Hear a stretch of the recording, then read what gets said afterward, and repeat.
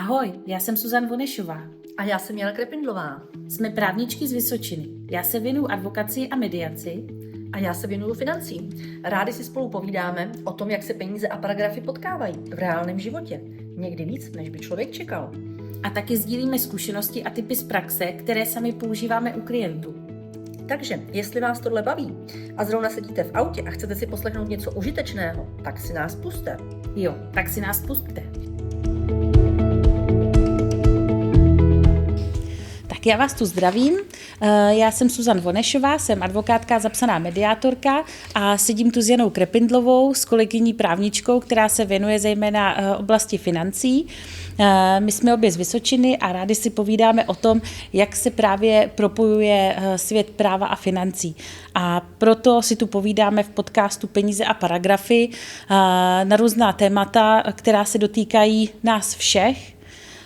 A dneska bychom se chtěli pobavit o tom, jak nejlépe předcházet tomu, aby člověk jednou neodešel s igelitkou. Jani, my jsme se tady posledně bavili o různých krizových situacích, které s těmi klienty řešíme dnes a denně, ale to už jsme se bavili opravdu o té krizovce, když přijdou a řeší, co budu dělat za týden, co budu dělat za měsíc. A řekli jsme si, že by bylo také dobré se pobavit o tom a dát nějaké tipy a triky, jak předejít tomu, aby ta krize nebyla taková krize.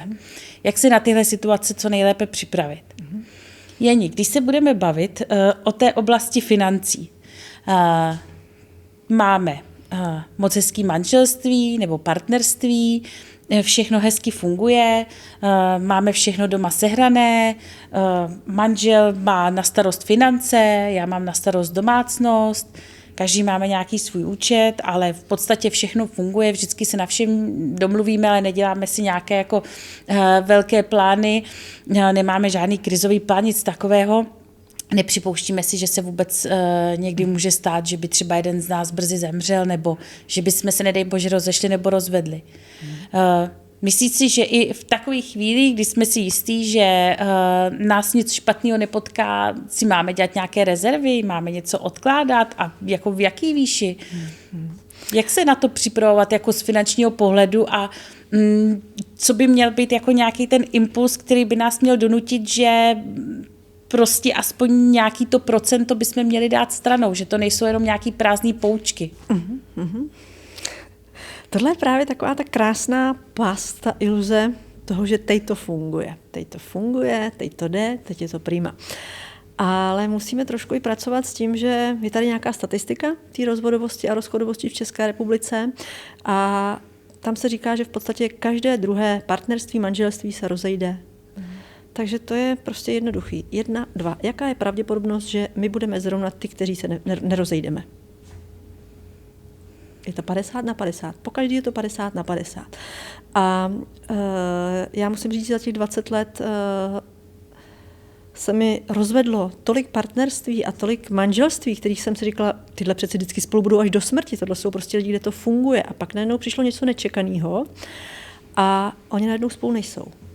A já vždycky říkám, že je lepší být připraven, než překvapen. Protože je fajn, když mám někde svých 100 000 a nikdy je nemusím použít, a když je nemám, a pak musím jít někomu říct, hele, Zuzan, půjčíš mi 100 000?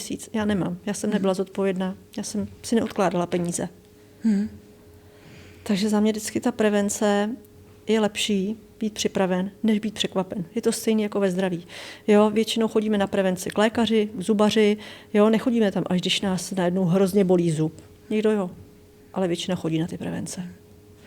Já bych ti je půjčila ty peníze, kdybych je měla, ale kolik z nás má třeba zajištěnou rodinu nebo velmi dobré přátelé, kdy si můžou přijít požádat o pomoc.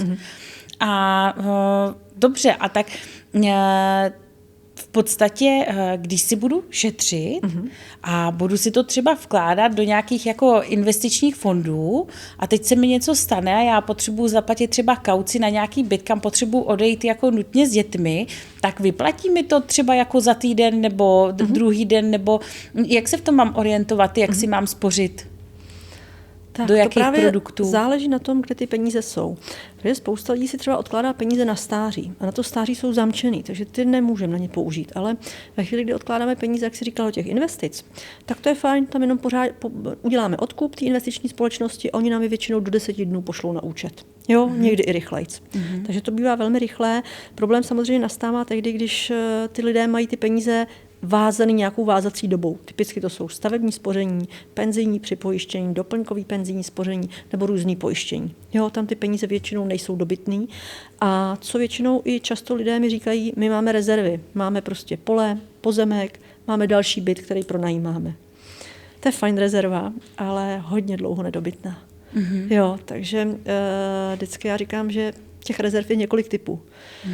Takže na tyhle okamžitý případy doporučuješ nějaký jako investice? Jako nějaký investiční nákupy třeba nějakých cenných papírů? Nějakých těch podílových fondů? To je to, co si můžeme okamžitě vybrat? Co nám může teď vytrhnout ten trn z paty? Přesně tak. Jo. Když se opravdu lidé dlouhodobě odkládají peníze do podílových fondů, tak vlastně oni během roka, když vyberou 100 000, tak je to daňově uznatelný, nemusí to nikde dodaňovat. To jsou peníze, které mají na dosah. Samozřejmě je tam trošku riziko toho, že když to mají v nějakých podílových fondech, které jsou třeba akciový, kolísají zrovna, jo, stane se teď to, co se stalo vlastně v této době, že nějaká válka v Iránu, ty trhy na to reagují, tak najednou, když je tam 100 000, tam třeba na určitou dobu může být 80. Jo, a ve chvíli ty peníze potřebuju, tak to není úplně příjemný.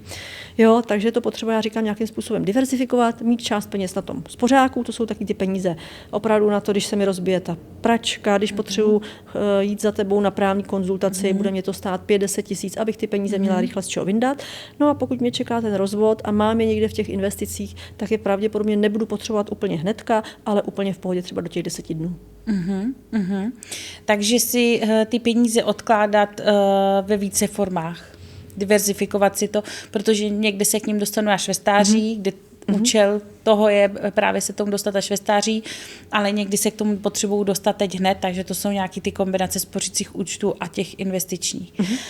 A i se nebráním tomu, když opravdu některé ženy říkají, hele, já bych to nejradši měla doma. Já potřebuji ty peníze mít doma, když se něco stane. Pod polštářem. Prostě, jo, bohužel jako pod polštářem, jak se říká, jo, dobrý, tak ať jako doma nemají 500 000, ale ať tam prostě mají nějaký tisícovky jako při ruce. Dobře. Já si myslím, že spousta klientů si uvědomují tu otázku třeba té smrtelnosti, že se nám může něco stát a že poměrně často, když řešíme právě jejich finance, co bude předmětem vypořádání, potom nějakého společného mění a tak dál, že mají zřízené třeba velmi často ty životní pojištění, penzijní pojištění a tak dál. Tam si myslím, že asi ten trend už se v posledních letech určitě zlepšuje. Ale zlepšuje a nezlepšuje, jo. Asi nedávno jsme tady zaznamenali, že jo, na Vysočině kauzu poměrně významného sportovce, který nečekaně zemřel. Zůstaly tam děti, velká hypotéka, jo, a bylo to nezajištěné právě tím pojištěním. Jo, takže není úplně pravda, že všichni lidi to jako vnímají, že to je důležitý, že to potřebujou. Jo, je to spíš o tom, že zase tu chybí ta osvěta, že ty lidi, dokud se něco nestane někomu blízkého v jejím okolí, tak oni si řeknou, no tak jako jsem nesmrtelný, přeci ne. Mí rodiče se taky dožili třeba 70, 90 let, jo. Rozumím.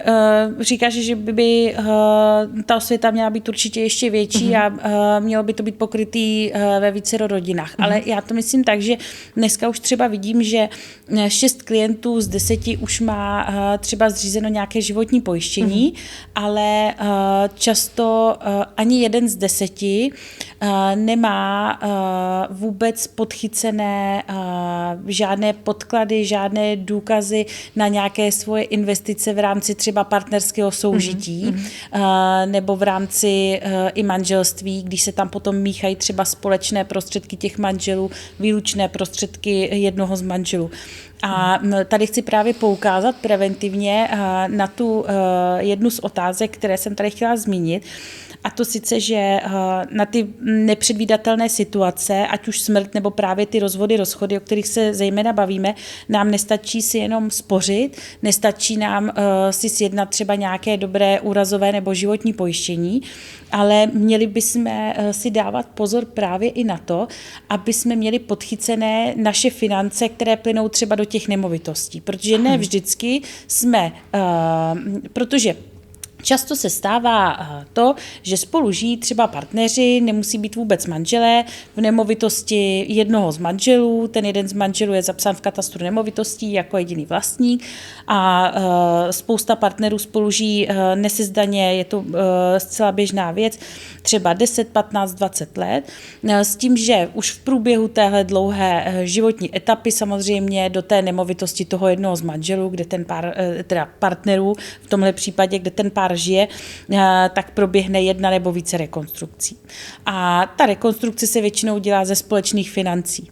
A největší bod úrazu je, když mi přichází, a většinou to je bohužel teda žena, většinou přichází klientka, která mi říká, že s partnerem byli nesezdáni, žili spolu 15-20 let, měli děti, ale nemovitost je psána na manžela, že v podstatě teda asi nemá na nic nárok. A já se jí ptám, a nerekonstruovali jste třeba tu nemovitost? Jo, to jsme rekonstruovali.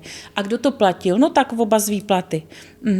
A máte když tak nějaký doklady na to, když jste to platili oba z výplaty? Protože ta nemovitost je teda partnera nebo bývalého partnera, ale vy jste tam teda po dobu těch 3 let, kdy jste dělali rekonstrukci, z každý svý výplaty 15 000 dala a v podstatě se tam třeba nainvestovala ze svých 300-400 tisíc korun. Máte na to nějaký doklady, že jste to platila vy, že to šlo z vašeho účtu, nebo sepsali jste si něco, podepsali jste si něco? Ne.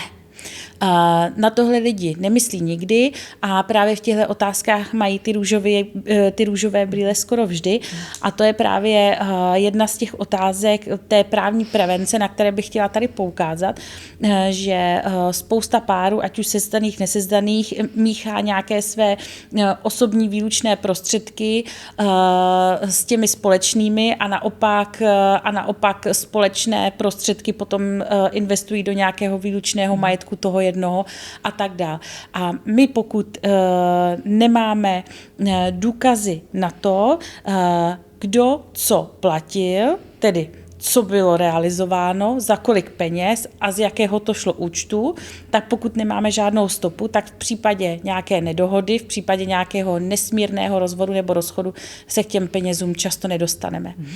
A musím říct, že těch klientů už bylo vícero, kteří mi tam pak seděli zoufalí, že celý dům postavila rodina jednoho z toho partnerů za rodinné finance jednoho z toho partnerů, ale v podstatě do katastru se zapsala i partnerka s ohledem na to, aby měli tu společnou hypotéku a že jim to tak přišlo nejjednodušší. A ty výlučné prostředky z té jedné rodiny, co tam plynuly, tak se nikde nezaznamenaly a pak je to pro tu jednu rodinu velmi jako neúnosné se přes tohle přenést. Takže já vždycky říkám i svým známým, ať si na tohle dávají pozor a chtěla bych říct jednu větu. Láska a smlouva se opravdu nevylučují. Mějte to na paměti. Setkáváme se s tím s Janou každý den. Ano, ano. Jani, já jsem se tě ptala na ty finance, jak si spořit. Když řešíš s těmi lidmi ty finance, setkáváš se třeba s nějakými situacemi, že jim říkáš, tady si myslím, že jste si to taky měli právně ošetřit, tady vnímám, že jste si něco špatně zvážili, nevyhodnotili. Jsou to právě velmi často ty nemovitosti. Jo, že ty lidi tu nemovitost vlastní jeden z nich, pak se vezmou, je na to ještě hypotéka a samozřejmě ty banky dneska nutí ty klienty při refinancování, aby v té hypotéce byli oba dva, když jsou manželé, ne jeden. A proto vždycky říkám, hele, když ta nemovitost je na jednoho, tak buď to si udělejte darovací smlouvu, ať se daruje ta polovina na toho druhýho, který platí taky ten úvěr. A to mnohdy bývá takový častý kámen úrazu, jo? Že ty lidé si říkají, no ale ono je to na mě, proč bych to měl jako někomu darovat? Říkám, no ale ten někdo to splácí roky tou hypotékou. Takže tohle jako velmi často řešíme, že tam děláme ty darovací smlouvy, aby to bylo prostě koše a půl na půl. A pak, co velmi často řešíme, je to, že vlastně děláme takovou tu osvětu těm mužům, že když oni vydělávají ty peníze a ta žena je na té mateřský, takže vlastně není doma zadarmo. Ale že ona naopak přináší tu hodnotu té rodině, že pečuje o tu domácnost, o ty děti a že ta její hodnota není těch 350 000, který dostane od státu po dobu těch 3 let v té mateřský, ale je ještě po dobu třeba minus 60% jejího příjmu. Jo? Takže ta žena vlastně díky tomu, že je 6 let nebo 8 let na mateřský, tak ona se pak vrací do pracovního prostředí, který je úplně jiný a mnohdy nastupuje za úplně jinou mzdu, než prostě končila před tou mateřskou. Jo? Takže aby ty muži si uvědomili, že oni, když dneska vydělávají, tak i ta žena je důležitá a i ten její přínos pro tu rodinu je velmi důležitý, i když není zrovna finanční. Jo? A s tímhle asi ty máš nejvíc zkušeností, jak se na to dívají české soudy. Jani, tady právě když tě poslouchám, tak jsem chtěla navázat právě na ty rozdíly vnímání té ženy v manželství a v tom nesezdaném partnerství. Protože to, co říkáš, že v podstatě ta funkce většinou teda žen, i když teda já zrovna jako nejsem na to vůbec jako genderově vyhraněná, my i sami s manželem doma jsme měli nastaveno tak, že první polovinu rodičovské jsem byla s dětmi já, po polovině jsme si to s manželem prohodili, takže já právě znám oba ty pohledy a právě proto jako velmi osobně vnímám a mám odžito, že ta práce v domácnosti, péče o malé děti je stejně náročná jako i třeba náročná tato advokátní profese v tom podnikatelském světě. Takže si to uvědomuji, protože znám ty obě dvě varianty, ale chci říct, že právě k té ženě jako rovnocenné partnerce je právě přistupováno v rámci toho manželství, ale máme spoustu párů, které jsou nesezdané a kteří žijí jako manželé, ale ve skutečnosti tedy ta právní ochrana tam není a v podstatě pak, když máme třeba situaci, že jeden z partnerů si třeba před manželstvím přináší tu jednu nemovitost, ve které budou žít, je jeho, ale pak se tedy ty partneři alespoň vezmou, tak alespoň ty splátky hypotéky už se platí, když je to z té výplaty toho manžela, tak to už jsou společné prostředky, tak už se to platí ze společných peněz, ze společného mění manželů a v podstatě, když se potom ti manželé rozvádí, tak má minimálně alespoň ta manželka nárok na to, aby byla vypořádána polovinou výší těch hypoték, které byly zaplaceny za dobu trvání toho manželství a ne dokonce už jenom tou samotnou výší, ale máme už judikaturu, že by to mělo být ta samotná výše těch hypoték valorizována, takže tam musí být ještě to poměrné navýšení, tak jak rostly ty ceny nemovitostí. Takže ta ochrana té ženy tady je. Ale když máme ty nesezdané partnery, tak v podstatě, když máme tu situaci, že žena je doma s dětmi, je v domácnosti těch 6-8 let, jak je taková ta typická doba, manžel přinesl svoji nemovitost, ze své výplaty hradí zpátky hypotéky, tak ale pořád je to jenom jeho výplata, není tady žádný společný režim a když potom se rozchází, tak v podstatě ta partnerka nemá nárok na nic. A tady právě jsem se už několikrát zarazila nad nějakými doporučeními různých jako třeba členů rodiny starší generace, kteří říkají, pořádně si rozmyslete, než se vezmete, jestli je to opravdu ten pravý a tak dál, protože někdy přes to rozmýšlení do toho jde ten pár tedy tou druhou cestou, že skrze svatbu budou obezřetnější a tak založí tu rodinu, mají ty děti a pak právě už kupují ty nemovitosti a s tou svatbou nepospíchali, ale právě tady je stěžejní ta ochrana, protože v tu dobu, kdy oni si říkají, tak děti, když povyrostou, až jim bude 10 let, tak se vememe, zejména pro ty ženy je tam ta ochrana nejdůležitější po tu dobu, kdy nebyly výdělečně činné, byly s těmi dětmi. A v podstatě je lepší se vzít, i kdyby jsme se měli rozvést za těch 10 let, tak aspoň budeme něco mít a máme tam alespoň nějakou právní ochranu, než kdyby jsme sice neabsolvovali žádný rozvod, ale ten rozchod nebo rozvod, když tam jsou ty děti, je stejně jako náročná životní etapa. Já tam už nevidím potom žádný v podstatě jako velký rozdíl, protože ty děti se stejně vyřešit mezi rodiči musí a často nám soudy schvalují dohodu. Takže tady právě je jako velmi podstatné se naopak jako brát, i kdyby to nemělo být na celý život, tak kvůli té ochraně, na kterou tady ten stát myslí. Ono to není asi jenom kvůli tomuhle, ale je tam ještě jako jedna důležitá věc a to je to úmrtí. Jo, ty manželé vlastně, kteří jsou spolu, manželé se zdaní, tak když jeden z nich nebude, tak ten druhý dostane automaticky ten vdovský důchod. Děti dostanou sirotčí vždycky, ale když jsou právě ty lidé nejsou se zdaní, tak jednak se tam řeší otázka potom dědictví, že nedědí ten partner, že jo, ale samozřejmě nedostává ani žádný důchod. Ano. Jani, a doporučujete klientům si oddělovat společné jmění manželů, respektive vůbec ten společný režim tedy nenastavovat, hned po svatbě si ty jmění oddělit, a nebo doporučujete, aby se trvávali v tom společném jmění manželů, ať je to všechno spravedlivé, že přeci ta hodnota obou je jako srovnatelná? No, je to jak kdy. Poslední dobou velmi často, protože pracuji hodně s podnikatelema, tak tam doporučuji naopak, aby měli oddělený ty společní jmění. A je to z toho důvodu jednak, aby jedno podnikání neohrozilo tu rodinu. A druhý důvod, který jako já vnímám velmi důležitý, je taky to, že prostě jeden z těch lidí třeba kupuje investiční nemovitosti, jo, nebo prostě chce mít hypotéky větší, a ve chvíli, kdy tam je každý rodný číslo zvlášť, tak ty klienti dokážou vytáhnout víc finančních prostředků od bank, jo, než když jsou manželé. A to v určitých typech párů dává velký smysl. Jo? Takže někde i cíleně ty manželství potom rozdělujeme, aby měli prostě zúžený společný jmění, jo? Nebo aby nevzniklo. A někdy naopak, když ho mají zase zúžený, tak to dáváme dohromady po letech, jo? Aby zase vzniklo. Je to různý. Jo? Nelze úplně říct, jako lidi, kteří jsou zaměstnaní, tak tam téměř vždycky vznikne, že jo? To společné jmění manželů. Tam to velmi často i necháváme, ale u těch podnikatelů hodně zvažujeme.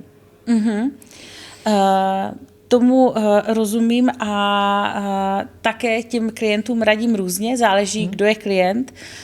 Jestli přichází jako klient, zejména velmi často ten muž podnikatel, anebo jestli jako klientka přichází ta žena před tím uzavřením manželství. Takže každému doporučíš v té jejich pozici něco jiného, ale každopádně, i když se třeba ti dva shodnou na tom, že je pro ně v pořádku mít to jmění oddělené, tak stejně svatba ano, protože nám řeší minimálně ty dědické tituly.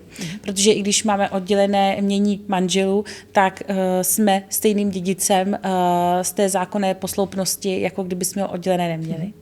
Takže to vnímám tedy také jako velmi podstatné. Takže chceme našim posluchačům doporučit co? Aby se brali.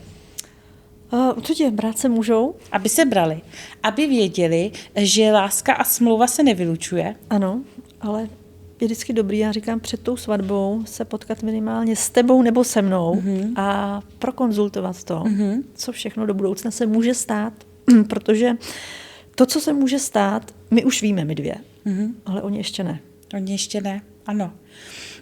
Já velmi doporučuji před tím uzavřením manželství nebo i bezprostředně poté, nebo i v rámci jako jenom nějakého dlouhodobého společného žití si sednout a vytvořit si minimálně tedy nějaký krizový plán, a vzhledem k tomu, že pro ty lidi je to třeba těžké někdy komunikovat jenom mezi sebou, tak si myslím, že vhodným jako nějakým mediátorem může být třeba ten právník nebo ten finančník, kterého ty klienti znají a který jim pomůže to trochu zmoderovat, trochu zmediovat a připravit si takový jako přehled a postavit si tedy najisto, jestli, když teď jsme v tom harmonickém vztahu a vlastně vše je také ještě zalité sluncem, ale pokud by měla nastat nějaká situace, tak co by nám teď v tu chvíli, kdy tam nejsou emoce, připadalo jako spravedlivé,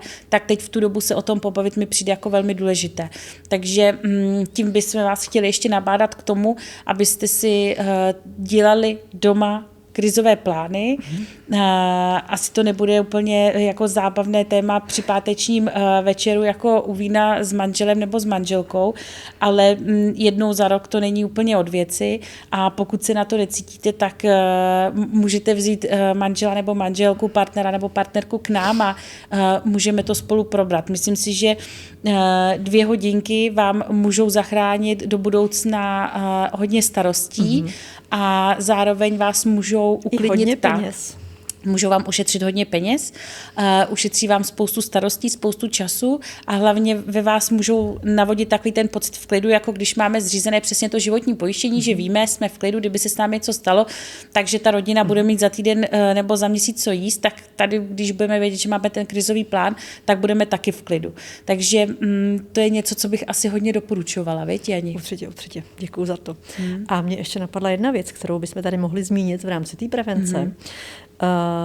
Jednu dobu jsem hodně narážela na to, že ženy v zamilovanosti si vzali úvěr pro muže, třeba na motorku nebo na auto. No a v tu chvíli, když ten úvěr byl vlastně psaný na tu partnerku, třeba 200-300 tisíc, muž měl to auto, který většinou se napsalo na něj, že jo, tak ona splácela úvěr. A ve chvíli, kdy se rozešli, jak myslíš, že to dopadlo? Já to znám z praxe. Muž si auto nechá a ženě úvěr zůstal. Ano, přesně tak. A pokud jsou partneři, tak se s tím dále co dělat, protože pokud my prokážeme, že ty finance z toho úvěru šly na financování toho automobilu, tak v podstatě, pokud to nebyla nějaká zápůjčka, tak máme právo žádat po tom druhém, který se ten automobil nechat nějaké vypořádání v rámci bezdůvodného obohacení. Ale už je to cesta klikatá, už je to cesta, která není vyřešena za týden a většinou tedy musíme na to využít to právní zastoupení, které taky něco stojí, takže nejen, že to trvá, je to psychicky náročné, tak je to samozřejmě i finančně jako nákladnější. Takže tomuhle předejít určitě má velký význam a to třeba alespoň si mezi sebou vystavit směnku. Ano, buď to směnku, anebo si udělat tu smlouvu o té zápůjčce. Že? Nebo smlouvu o zápůjčce. Ať nám to potom ušetří spoustu starostí, protože samozřejmě, když ty důkazy máme, tak se k těm penězům můžeme dostat, ale ne vždycky ty důkazy máme.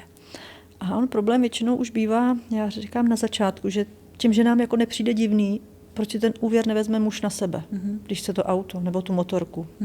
Jo, a ta odpověď je v podstatě jednoduchá, že většinou on už má nějaký škraloup, jo, nebo má malý příjmy, nebo je nefinancovatelný. Tak přeci vůbec nedává smysl, že si to budu brát na sebe já. Růžové brýle. Růžové brýle. Já musím říci, že se ale k těmhle investicím, vnosům, půjčkám a jak bych to různě jako nazvala, dá potom zpětně dostat, ale opravdu jako ta důkazní nouze tam často je.